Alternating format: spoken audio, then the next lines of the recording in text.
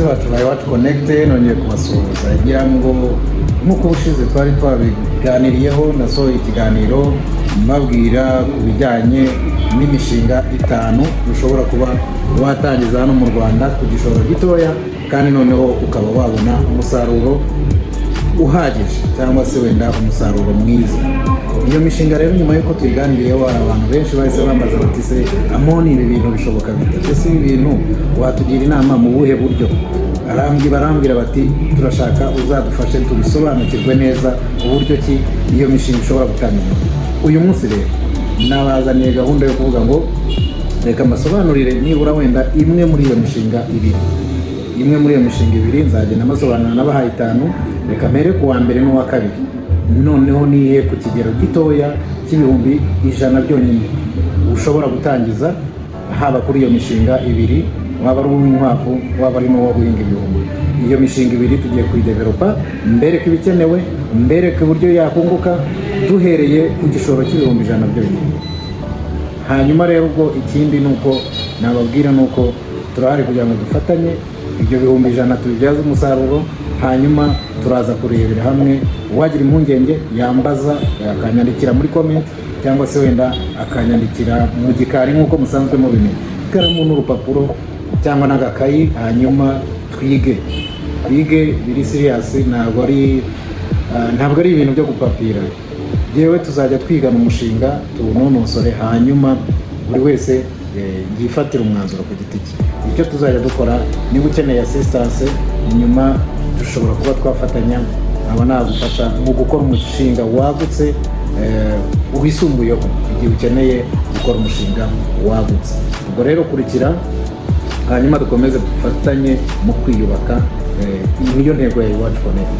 Sawa rero kurikira, fata ikaramu n'urupapuro tugiye kwandika igikoresho ku gikoresho, umushinga ku mushinga, hanyuma tubidetaye. Keneye feedback zanyu nzajya mbigira imishinga ufite ubushobozi ajyemo nta consultance ahishiye. Icyo gusaba niyo views na like, nta kindi na comment bibaye ngombwa. Ariko nanone nukenera assistance cyangwa se ugakenera consultance yimitse y'umushinga wagutse, turahari kugira ngo tugufashe muri ubwo buryo. Ubushobozi turabufite n'ubumenyi turabufite kugira ngo twese dufatanye mu kunoza umushinga wacu. Ntabwo twifuza yuko amafaranga yanyu yapfa ubusa muyashora ngo azapfa ubusa. Turahari kugira ngo dufatanye umushinga uzagende neza. Ciao, mukomeze muryoherwe na Iwacu Connect. Uyu munsi rero nabazaniye ikiganiro cyihuse kugira ngo tuganire kuri feedback mwagiye muduha mwibaza ati se Amoni birashoboka? Reka mbereke rero ukuntu bishoboka. Uyu munsi nabateguriye ikiganiro cy'incamakeya ku mishinga 2 nkuko nabyemeje. Nzajya mbaginyuzaho muri 5 tugiye kujya tuyijyamo muri detail. Noneho bishaka yimbitse ashaka umushinga mugari tubiganireho, ace mu gikari tubiganireho. Hari n'urubuga dufite uwashaka traininga ya training. Hanyuma ikindi nuko turahari kugira ngo dufatanye. Niyo mpamvu rero tugiye gutangira kuri iriya mishinga 2 babwira uburyo ki ushobora gutangiza amafaranga makeya. Turafata urugero rwo ku bihumbi 100. Noneho turebe ese ibihumbi 100 bitangije hari icyo byamarira. Birashoboka ko hari icyo byakumarira, cyane cyane ku mishinga 2 giye kubereka. Umushinga wa mbere reka twifashisha ikoranabuhanga twandike. Nawe fata ikaramu n'urupapuro wandike kurikira. Umushinga wa mbere reka duhere ku mushinga w'ubworozi bw'inkwavu. Narabibabwiye, inkwavu rwose ni ikintu jewe ntavuga ngo ntabwo nareka kukigeraho inama kuko uzabibona nubijyamo neza, sibyo? Rabbit farming, sibyo? Uyu ni umushinga wa mbere. Reka turebe noneho ukoresheje ibihumbi 100 kapitale ingana n'ibihumbi 100 by'amanyarwanda. Ibihumbi 100 by'amanyarwanda niyo tugiye gufatiraho turebe nimba koko hari ikintu ashobora kubyara. Ingingo ya mbere hano rero tugiye guheraho, reka wenda tuyite A, turebe hari hamwe ibikoresho bikenewe. Uzakenera iki? Igikoresho cya mbere uzakenera, uzakenera akazu gatoya, twite rabbit cage, sibyo? Aho zizarara. Aka kazu gatoya kazagutwara iki? Aka kazu gato kazasaba yuko uzakoreshamo, uzakenera imbaho, sibyo? Na wire mesh cyangwa se ka kayunguruzo. Urebye nibyo bikoresho by'ibanze. Aka kazu gatoya tuvuge yuko utangiranye, ahangaha tuzakenera n'inkwavu. Inkwavu kuvuga ngo ni icyororo, sibyo? Icyororo dutangirane wenda inkwavu ebyiri, femeri wongeyeho ni isekurume imwe, sibyo? Ibi bintu uko tubibonye, ibi bikoresho tuzakenera, reka turebere hamwe nanone. Ese byagusaba, ahangaha turebe kuri kantite, tuzakenera ibingana iki? Noneho turebe na cost hano bizagutwara. Hanyuma ikindi turebe hano total cost, amafaranga yose bizagutwara.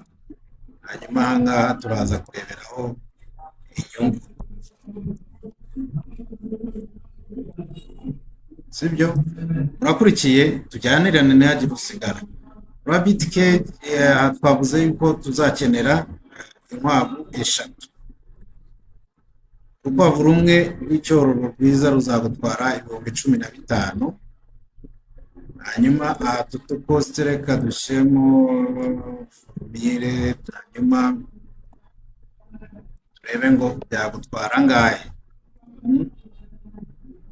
Hanyuma imbaho wongeyeho wire mesh, ahangaha ubundi nk'uko nagiye mbibabwira, akazu kamwe urabona ko tuzakenera uturaro twumba 3. Ubu ni ukuvuga ngo utwumba 3, akumba kamwe nibura, akumba kamwe karangiye kagufata amafaranga 12,000. Twabaze yuko n'umufundi arimo byose kakabona kuzuye gafunze, gakoresheje nyine izi wire mesh n'imbaho. Tubare yuko kaguhagarara ubundi 12,000, ntabwo byarenga, kuko ni 36,000. Mu 36,000 hano nta kindi gikoresho tuzakenera. Twabonye inkwavu, twabonye n'ibikoresho uzakenera by'akazu. Ibyo ni byo bikoresho by'ibanze.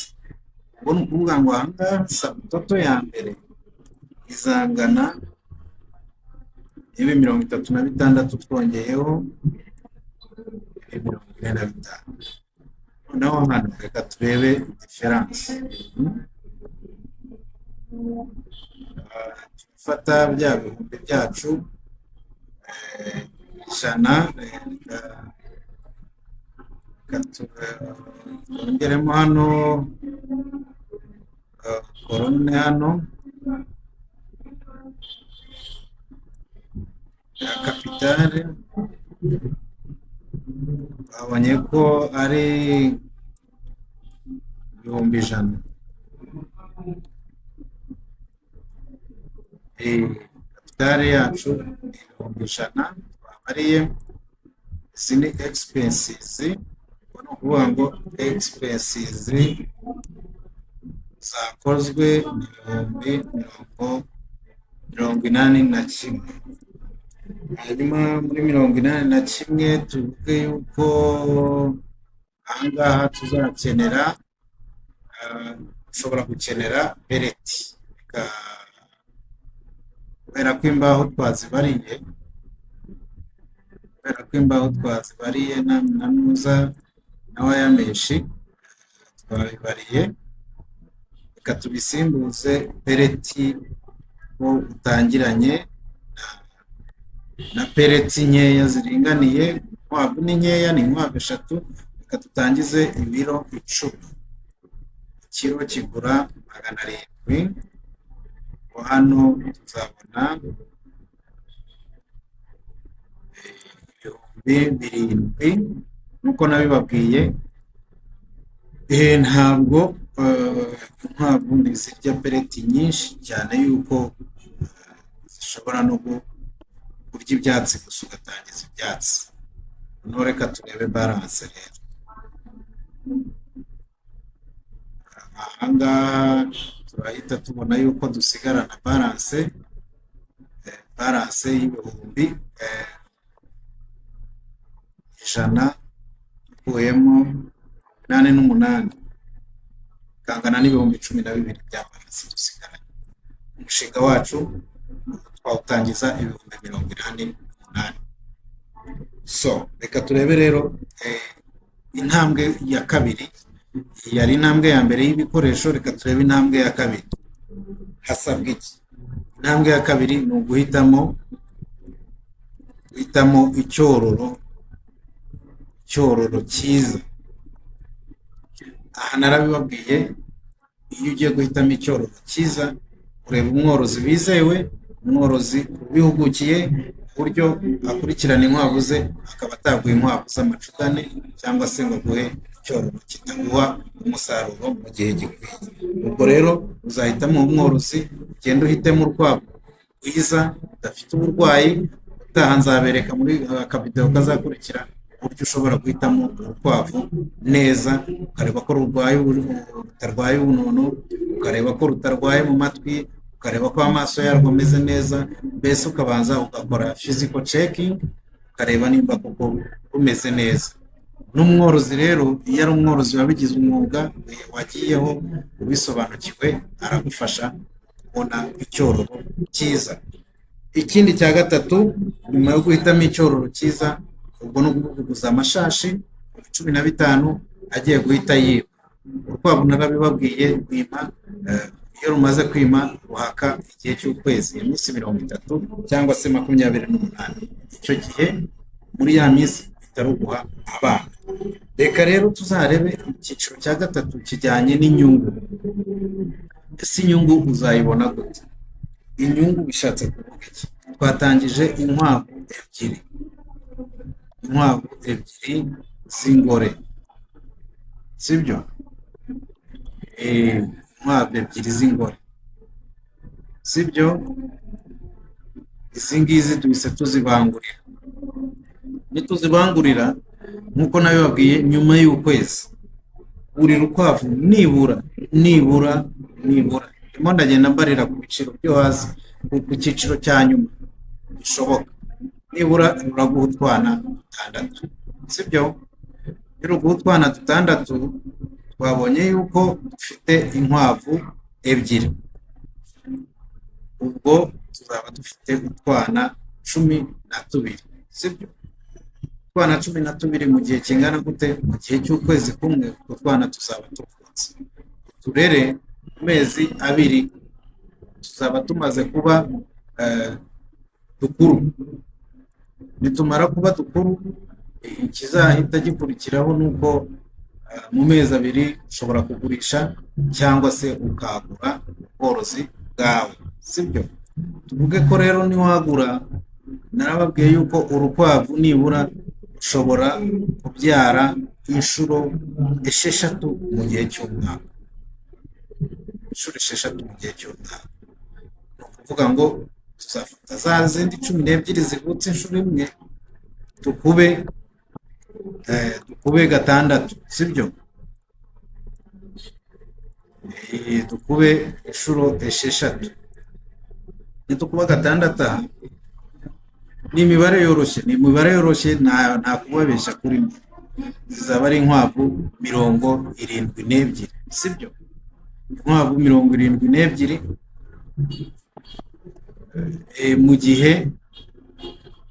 mu gihe cy'umwaka za nkwavu zawe zibyaye. Reka turebe rero noneho profit ese uko ruzaba rugura rwa rukwavu rwawe. Urukwavu rumwe ushobora kurugurisha tuvuge ko wazigurishije ku bihumbi 5 mu rugero, ku bihumbi 5 mu rugero, nurugurisha ku bihumbi 5 wenda baruguze mu cyaro cyangwa se baruguze bagiye kurubaga bakarugurira kuri 5, ese uzabonamo angahe? Uzabonamo ibihumbi 360, washoye 88, sibyo? Noneho tuvuge ko wacuruje icyororo, nkuko nawe wakiguze watanze icyororo cy'ibihumbi 15, ese uzabonamo angahe?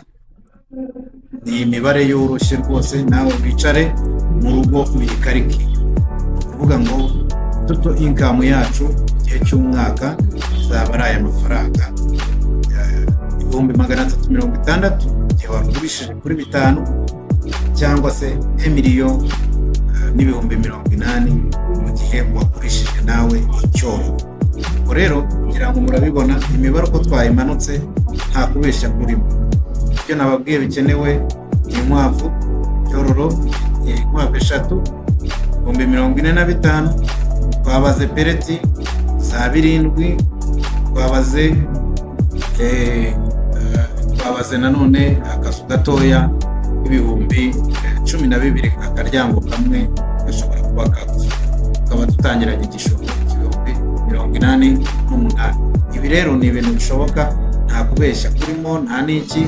Ahangaha iyo wakuramo wenda depense zindi n'izihe, nkwavu zirya ibyatsi, wenda ufashe umwana wahirira inkwavu 3 yahembwa ngahe? Ako ngako wakarebaho. Mpamvu ntiriwe mbibara nuko nzi yuko n'amafaranga make cyane ubwabyo ifumbire yavamo mu nkwavu yajya yishyura umushumba. Ibyo rero nuko bimeze, ngayo nguko ku mushinga wa mbere nuko bihagaze.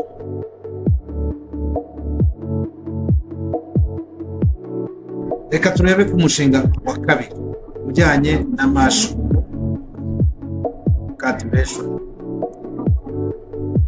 cyangwa se umushinga wo guhinga ibihumyo.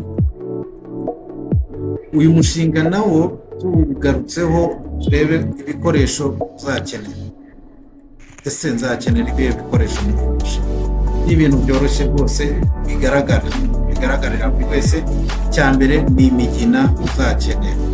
Ahangaha ni kubabwira nk'umuntu ugiye kubikorera mu rugo iwe. Icyo ukenera rero ahangaha kuri mushroom, nababwiye yuko ni igihingwa nibura mu byumweru bingahe 3 biri watangiye kubona umusaruro. Nta bikoresho byinshi bikeneye, ni imigina.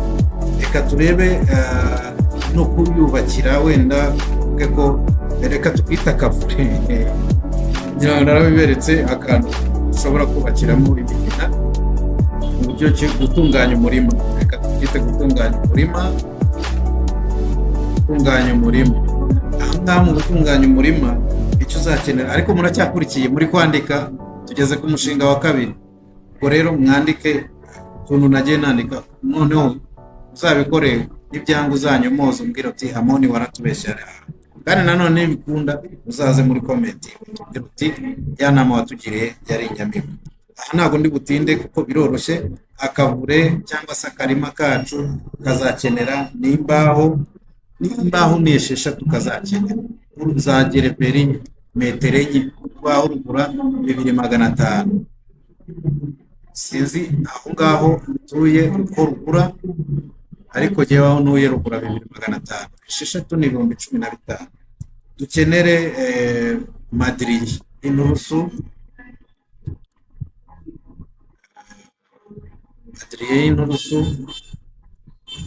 imwe izavamo amasheko yo guhagarika. Ngira ngo mwarabibonye uko tubikora. Imwe nubwo nayo itashirira wasagura, igura 3,500, igura 3,500. Sinzi aho uherereye uko igura, ariko aho ndi ni kwigura.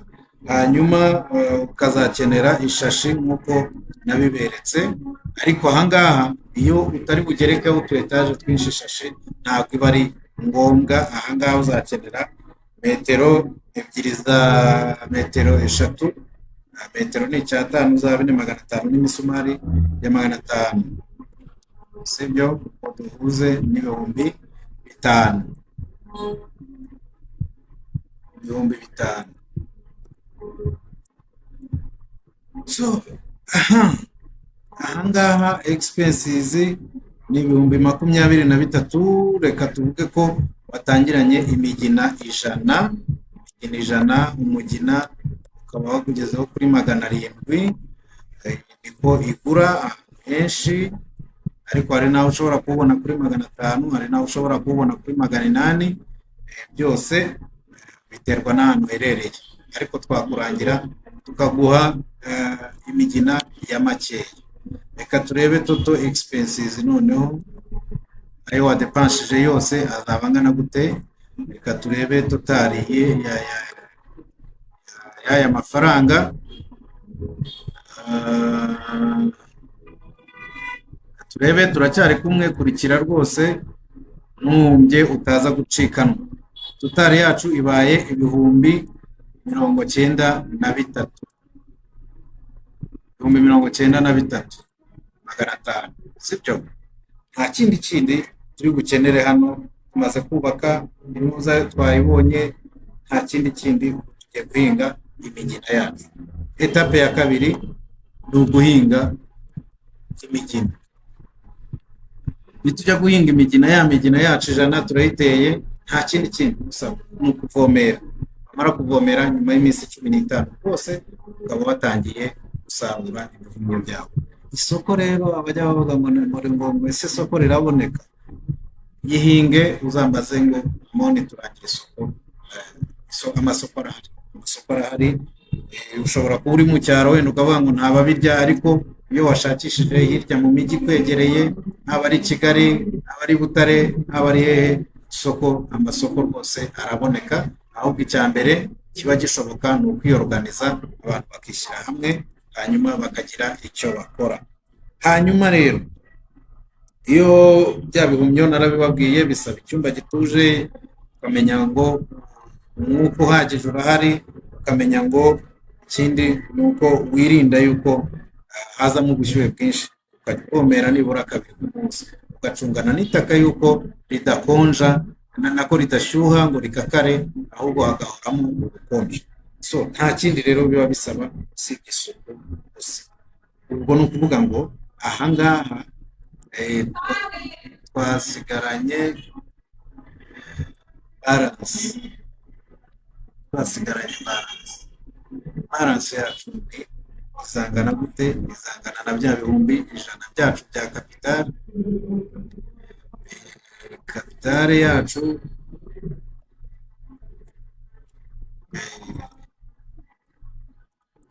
dufite capital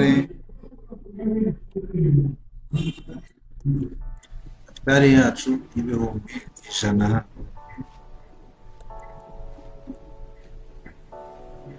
Urabona ko tuzasigarana balance ibihumbi 100 ukuyemo bya bihumbi 93.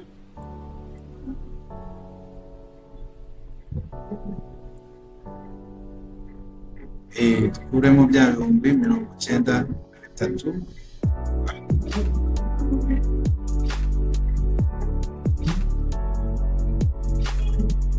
Tuzasigarana balance y'ibihumbi 6,500. So rero ubu ni ukuvuga ngo igishoro ni 93 yacu.